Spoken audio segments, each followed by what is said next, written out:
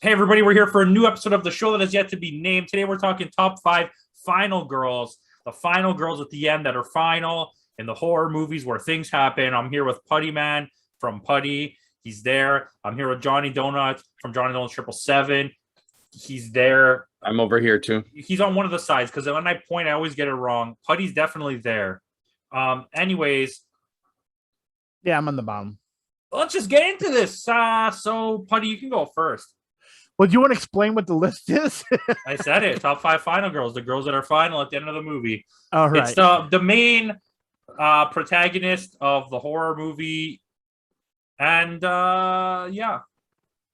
Well, let's start with what I call the cap of the two strongest females in horror movies. That's why they kind of got lower on the list because they're just badasses, and that would be Sarah Connor and Ellen Ripley. Sarah Connor, Terminator 1, not any other Terminator. She's not horror or whatever. She definitely wasn't good in 2 or anything. Like, well, no, it's only like I don't know. Caps may tell you otherwise about Terminator 2.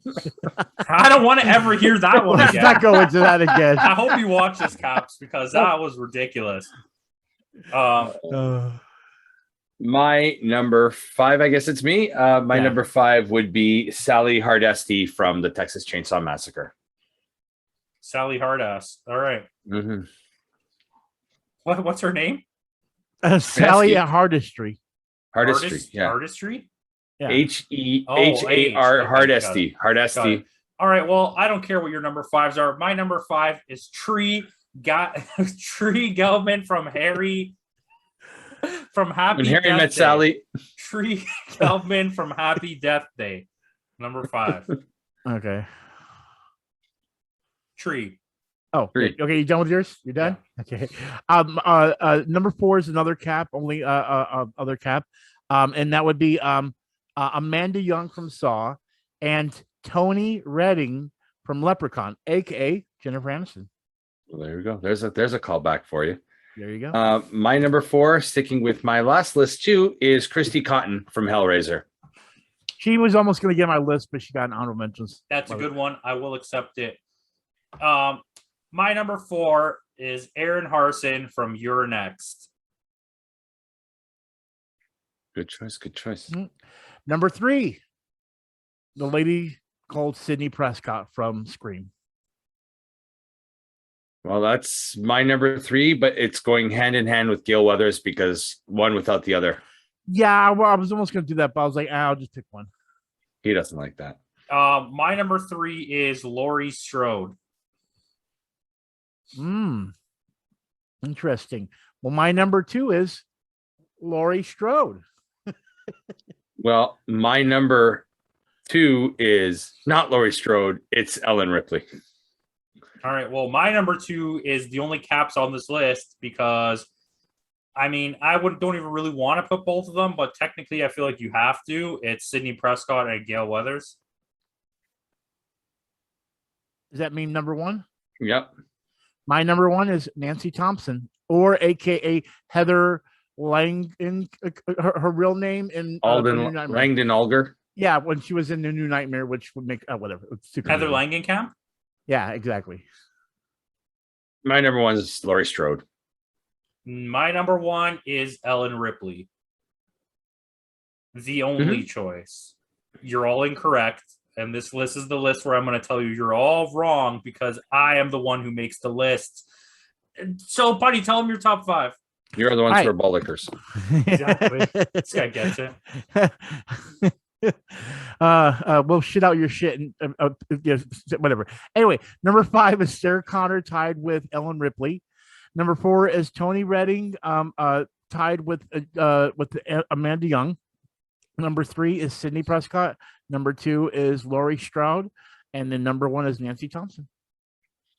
Number 5 is Sally Hardesty. Number 4 is Christy Cotton. Number 3 is a caps with Gale Weathers and Sidney Prescott. Number 2 is Ellen Ripley, and number 1 is Laurie Strode. All right, I got number 5, Tree Gelman. Number 4, Aaron Harson. Number 3, Laurie Strode. Number 2, Sidney Prescott, Gale Weathers. And number 1, Ellen Ripley. If you just came for the list, that's a list. And All right, let's talk about some stuff here and how you're wrong. So my honorable mention is Sarah Connor. That was on my honorable mention too. That's my number one, like, definitive. This is my new thing, by the way. I don't know if we talked about this, but less ties and one definitive honorable mention, and then the rest of them are just like for me to talk about. But yeah, so Sarah Connor. Yeah, so Putty, just tell me something. Why Why what? you're number Which one? Why? It's just because I like Nancy Thompson and I had a serious thing for her. So there you That's go. the worst possible reason to have her. No, at number one. no. Here's the thing. It goes back to what we might have talked about before and everything. Dealing with people where you can run away from them, but dealing with something where you have to deal with something in your head, you have to be a stronger person for that, in my eyes. You know what I mean? The only reason why, like, I wanted to put Ellen Ripley and Sarah Connor like more above, but again, it's like what we talked about in other lists and everything else. There's such a different window for them because of what movie genres they're in, where it goes from that whole horror to like more of a action, you know what I mean, a sci-fi movie. So it's so hard for me to characterize them in that situation because in their own way, I see them more as warriors. So they're not really last girls where they're more innocent in that way, if that makes sense. The rest of the girls you see on there are more of the innocent girl next door type thing. Well, and that's what I see more in a final girl kind of thing. And that's why I did that way. In the defense of the characters, and not really for any other reason, because I don't really care. Ellen Ripley was like a scientist on a spaceship, and Sarah Connor was a waitress at a bar. Well, yeah, okay. Now, see, the Sarah Connor thing, I understand. Now, Ellen Ripley, kind of when you go to space, I know you're not going to deal with aliens, but you know, you go through a lot more. The whole point of the first movie is that no one was there with the capabilities to fight, and this monster was on the ship. They didn't even have weapons. Going back to what you're saying with Ellen Ripley, Sarah Connor, they were just average people, but the experiences they went through made them into the hard ass warriors that they are. Where Heather Langenkamp never got like really stronger because of it until New Nightmare. Then New Nightmare, she's like has like this power, but like in Dream Warriors, she's not like a stronger person really. She still like doesn't know what to do when it happens. That's the thing when I was looking up like final girls. That's what this is the way I look at. I'm not dogging. No, your list is your list, and it's fine. Yeah. We're just your reasoning for having her at number one was to like talk crap about someone else. So we're giving you the comeback, Putty. Yeah. I'm just telling you. I'm just saying. You know, you would ask me why I picked her, and I told you why. You know what I mean? When it talks about physical and mental in my eyes is much more of something harder to deal with than this. So physical, I can take a fight and get into a battle, but mentally, if you fuck with me, it could be a lot worse if you're not able to deal with it. You know what I mean? And so even in your dreams, when it comes to sleeping, that's somewhere where you're vulnerable way more than you would be, in my eyes, than you would be. You know? Does that make her a better final because girl? she lived through it. You know what I mean? She overcome the situation that way. But then again, your dream is still your dream, and you still have control over what can happen in that. Which is what you find out at the end of every movie. Is that all they have to do is control it. Right. No, I get it, but that's the whole situation. Is you know, I've dreamed before where I couldn't control it. You know what I mean? And where I've never known there's a property to control it. Like it just goes off its own deep end without even knowing it. You know what I mean? Again, when you're in that state and you're dealing with something so powerful as Freddy Krueger, you could be like, I'm just fucking sleeping and I'll wake up once I fall. Like it's like the falling off the building. You know what I mean? I'll just wake up before I hit the bottom. You know what I mean? But then suddenly it's like, holy crap, I can't. You know what I mean? Well, you know, I'm a big dude, but you know what? I can still at least try to run away. I may die from all these villains, but I can still run away. And if I'm like, what's his name? Bolt. I can't think of his name now. The runner. You're saying Bolt? Yeah, he's gonna get away. You know what I mean? But he ain't getting away. Only if it's under 100 meters. You know what I'm saying? I don't think that even matters. By the time the speed that he could run 100 meters, he would be so far away already that it wouldn't even matter at that point. That's true. But I will give it for with Ellen Ripley in that she was stuck on a spaceship. You know what I mean? That's where, you know, Sarah Connor was getting chased by monsters that literally could get her anywhere she went. Killer on the robots. whole Earth. Didn't matter where she went on Earth, they could find her. Well, again, she also got in the bottom of the list because it went from horror to. Listen, I don't even know why we're talking about this. You guys have Sidney Prescott and Gale Weathers at number 3, which is an absolute blasphemous situation. I don't have Gale Weathers. Okay, let's clarify my list then. I did not want to caps my number 1. For me, Ellen Ripley and Laurie Strode are 1A and 1B. They're on the same level for me. So technically, Sidney Prescott can be 2 and 3, and Gale Weathers. So they are up there. So they are on the upper echelon. Don't like it. But they are the upper echelon of Final Girls. Okay, so they've survived 4 movies. Like both of you guys have Laurie ahead of me. Explain. For me, it's just more. Laurie Strode is the quintessential Final Girl. Yeah. When you think of Final Girl, you think of Laurie Strode. Well, it's iconic. That's probably true. But I mean, yes, okay. But hold on. Laurie Strode is the one who created the basic model of the character, what it was going to be. Arguably, okay, we'll say arguably, at least in the terms of the modern day slasher movie. She's still in the films. But in my opinion, okay, if you erase Halloween H2O, she's not tough in the first one. She's not tough in the second one. She's not tough in Resurrection. So H2O was where she fights back. And then in the new ones, that's a completely different route. In the Rob Zombie one, she's not really tough in those either, that character. So it's for me, she's more similar to where she was in the yes, where Sydney immediately had to fend for herself from the start. Where in the first Halloween, Laurie Strode does is run away the whole time, and in the second one, where Sidney Prescott had to fight right from the very first one all the way to the last one, and still fighting now. Well, that's my reasoning. That's my reasoning for putting it ahead. But I do have to agree with you that your logic of just being the quintessential Final Girl kind of makes it okay. I can't argue it really. No, when you think of Final Girl, she's the one that survives. Final Girl doesn't necessarily have to mean fight back, the toughest, just survive, right? And that's basically what Laurie was able to do. She survived. Now, I have a question because I did put a bunch of honorable mentions because when I was looking for lists, I saw some on there where I was like, okay, and I started getting confused on what the last girl might be. If they become a parent, does that not change it? Because one thing, for example, Karen Barclay from Child's Play, the mother of she was not on any of this, and I'm like, she's a survivor too, you know? What I mean? But she's not really a survivor. The son is the survivor, right? But in my opinion, she's part of it. I agree with you, but in this situation, the Final Girl, because that's just the name of the thing. You could have picked guys too, realistically, if you wanted. But final character, but Final Girl is iconic. Pick Tommy Jarvis, but we could do a whole list of final men to do another list. But but he's the Final Girl in that movie. The mom is just along for the ride.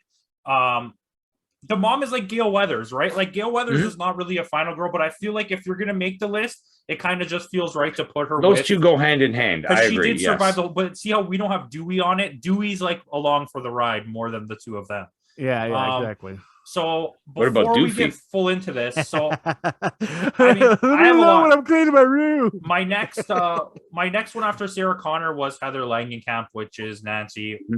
I also have Clear Rivers from Final Destination. Who by the second movie, she knows all the tricks to what's going to happen, which is that's to me what a Final Girl should be, kind of, right? Someone that experienced it and now knows what to do. Okay, so I have one. Give me one. No, this is when I was confused. Here's the thing: what if one actually saved the day, killed the person, but then died at the end? Just read the name off the list. It's Helen Lyle from a Candyman. Yeah, because Helen is the Final Girl of that movie. Yeah, she's the Final Girl, but then she ends up dying and then coming back as her own murderer in some way. You know what I mean? Yeah, remember, she's such a huge part of that movie, and the whole movie basically revolves around her. Yeah, it's a movie about her. Candyman, it's about her, and I will give you that 100%. I had that on my list, so that's a good choice. Okay, cool. JD, you have any? I got one of the ones I have is another one from Halloween, and that's Jamie Lloyd. I saw that on the list a lot too. Yeah. That's a good choice. Danielle Harris. Yes. She is arguably now the biggest scream queen. Like maybe not the most famous, but she's been one of the main female characters of so many horror movies. It's crazy. She's in the new Halloweens as well, the Rob Zombie ones. So yeah, I mean, good choice.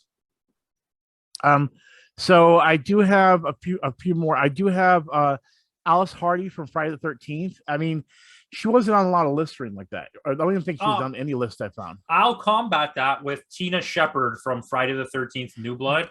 I when saw she has the too, powers, because I think that she was pretty badass. But I do, yours is good. That's a good choice. I also have Jay Height from It Follows. That's the main girl from the movie. She goes through a lot in that movie. So, I mean, I'd like to choose that. Putty, you got another one?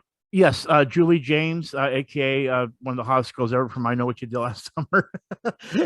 But yeah, I mean, she was in both of the, I Still Know What You Did Last Summer and everything. So I figured she at least get the shout out from Out of Mexico. Yeah, I had her on my list too. She's like a generic Cindy Prescott. My talking list is pretty big. JD, do you have any more? I have Dana Polk from Cabin in the Woods. Oh, Cabin in the Woods. That was my next one. I can take it out the list now too. All right, good. Then I can add mine now. Lila Crane or Leela Crane from Psycho. Don't have that one, but that's a good one. Because most people think that Psycho's about Janet Leigh, but it's not. Well, yeah, no, I agree. That's a huge twist in a movie to introduce a character that's part of all of the material, the promotional material, and then kill her off halfway into the movie. Alert. And then the movie's about becomes about her sister after. I was gonna say, spoiler alert, is a little too soon for. So anyone else? I got well, this one was on the law list, but Jess Bradford from Black Christmas. I've only seen that once, and I couldn't remember who she was.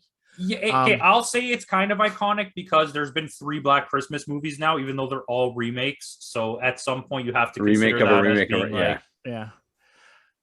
I got Sarah Carter from The Descent as well. On mine, that's a good choice. Yeah. I have Maddie from Hush. She does not have a last name. She's deaf, and the guy breaks in her house, and she doesn't know what's going on. I mean, that's a really good concept. Yeah. Now here is the one, because the thing is I didn't remember if she did or not, and then I looked it up, and they said that Dr. Sleep kind of went into this, so I think it ended up happening. But I put Wendy Torrance from The Shining. Wendy Torrance is a really good one. I can't believe I don't have that on the list. You got me with that right there. That's a really good one. Yeah, because I would definitely give it to that. I have Grace Ladomas or Lademas from Ready or Not. I don't know what the last name is. I just remember being Grace, but she's pretty badass in that movie. I really like her in that. When I saw the list, that movie and Descent, both Descent movies, I've not seen yet, and I need to. I've seen Descent. I haven't seen the second one, but the first Descent I've seen.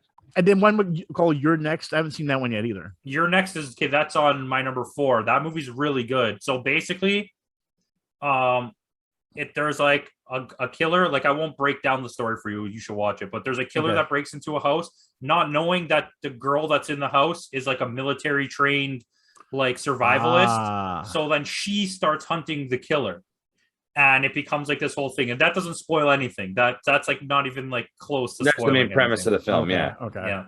Yeah. Also at Tree, no one had Tree. Happy Death Day. She carries that movie. Like, she's so strong, and everything is about her. She has to solve what's happening. And then in the second one, everyone's reliving the day. So then she's the only one that knows what to do, basically. Oh, yeah. I haven't seen that movie now either. I know what you're talking about. I saw the trailers where she kept on living the same gruesome thing each day, and no one believed her. Like, what are you talking about? She had to figure out who the killer was. Yeah, yeah. And it's basically the Truman Show in horror. It's basically Groundhog Day. Groundhog Day, that's it. Yeah, I have to watch that one too. I had to think about that. Okay, so I have one more somewhere on here. I have Evelyn Abbott from A Quiet Place. She had to save her entire family. Yeah, I give you that one. I guess well, see, the thing is though, the second movie definitely made it more like the kids saved them, which was kind of odd because you could see so many. She couldn't leave. because she had a newborn baby. She wasn't able to go to do anything, right? Well, no, remember, she ended up leaving and her son took care of the baby, remember? Because he was having the whole situation where he couldn't move and everything. Or no, he went upstairs when he shouldn't have, like an idiot.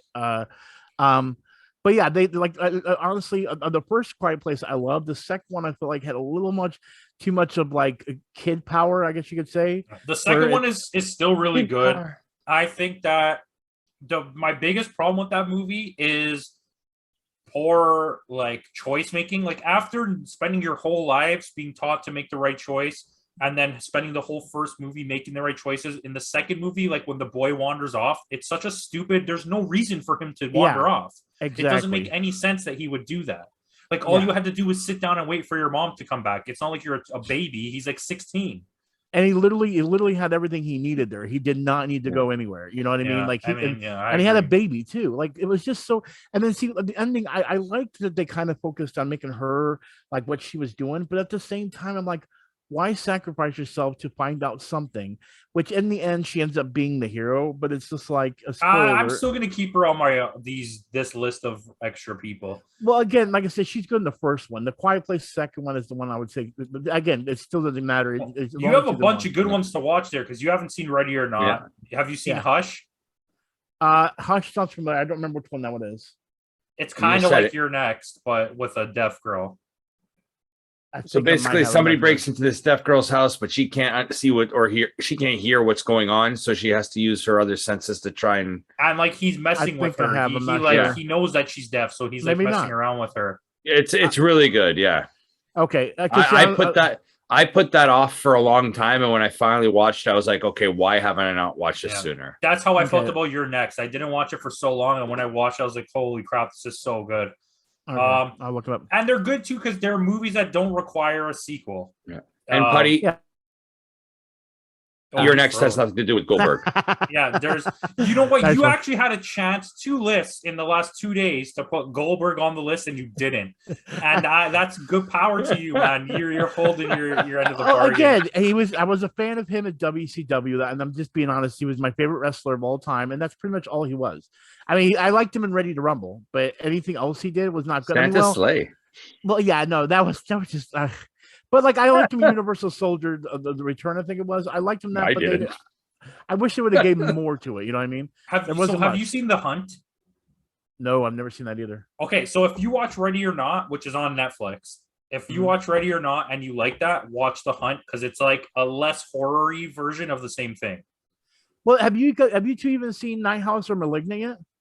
I saw Malignant and I gave up like halfway in. It's not because it's bad. I just didn't care. I stopped caring. Oh, I love the ending to Malignant. I love the way it honestly got. It just got to the point where I didn't care anymore. I was like, "This is just not what I want." Do you even know what's going on in Malignant?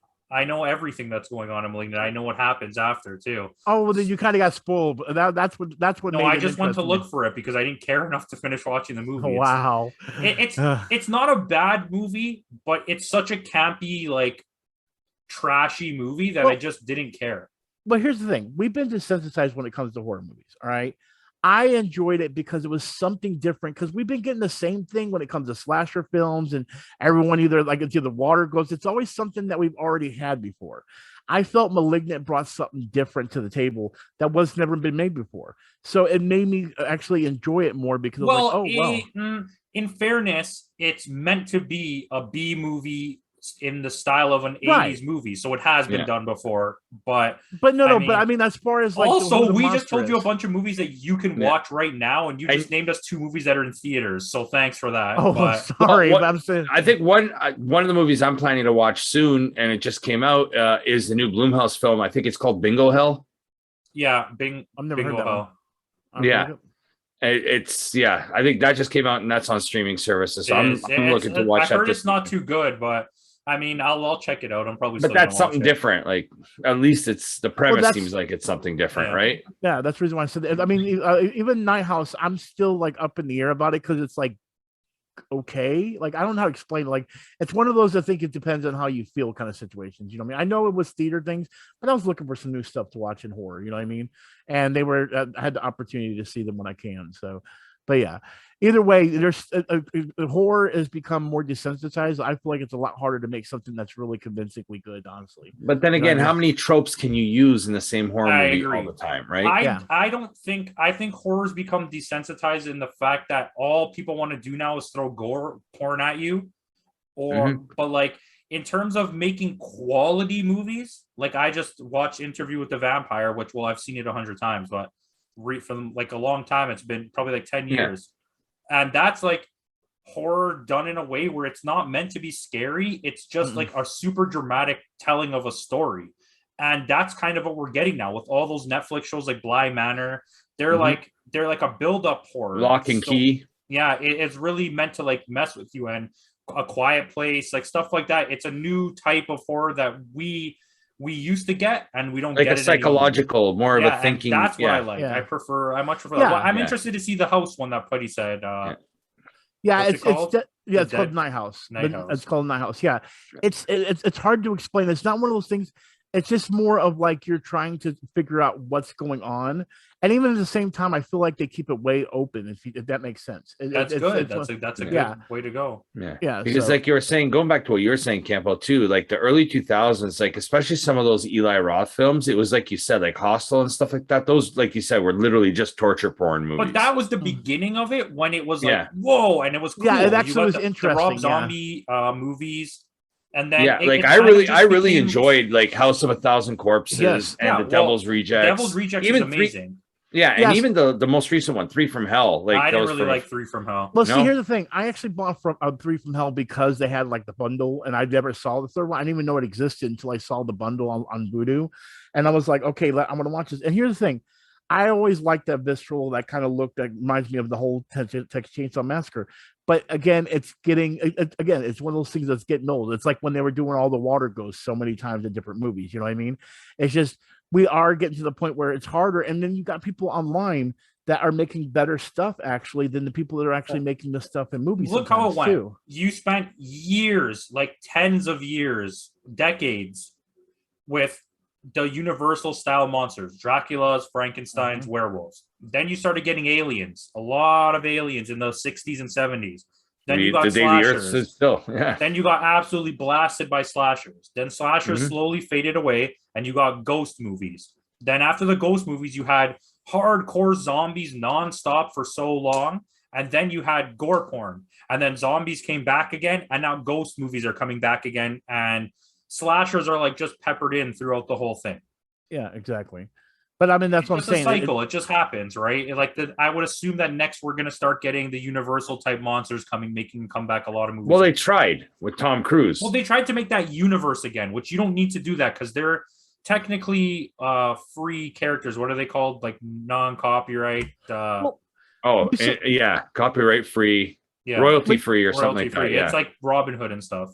But you already kind of said that. I feel like Interview with the Vampire had that Universal Monsters feel where it's not really scary. It's a more dramatic storytelling of something that is it's a romanticized version of a vampire, basically. But that era, you had Dracula, Bram Stoker's Dracula. But he's which is fantastic. You had Interview with the Vampire. You had Mary Shelley's Frankenstein with Robert De Niro.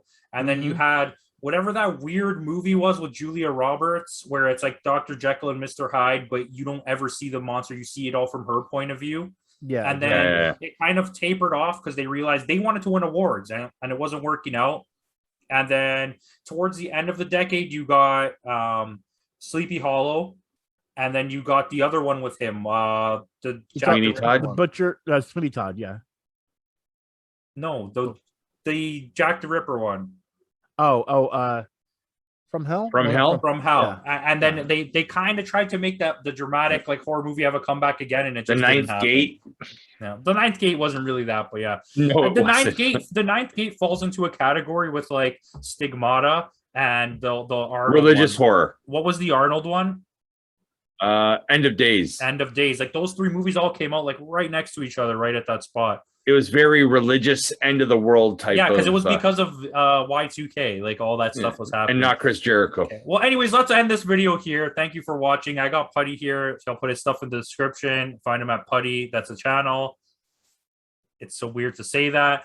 I got Johnny Donuts here. You can find him at Johnny Donuts 777 and also at Putty. and you can find me on the streets.